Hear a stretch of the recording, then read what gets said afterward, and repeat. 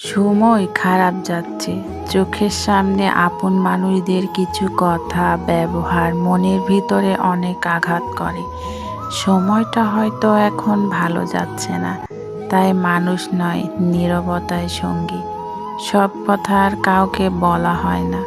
কিছু কষ্ট নিজের ভেতরেই চুপচাপ ঘুমিয়ে যায়। তবু জীবন থেমে থাকে না। ভাঙা মন দিয়েও প্রতিদিন সূর্য ওঠে। হয়তো আজ ক্লান্ত, তবুও একদিন এই কষ্টই শক্তি হয়ে ফিরে আসবে। পরের বছরটা আমার জীবনে আলো হয়ে আসুক, সব কষ্টের উপর একটু শান্তির ছোঁয়া রেখে যায়। যে দুঃখগুলো নীরবে সহ্য করেছি, সেগুলো যেন শক্তিতে বদলে যায়। পরের বছরটা যেন আমাকে হাসতে শেখায়, নিজের জন্য বাঁচতে শেখায়। কম প্রত্যাশা, বেশি শান্তি।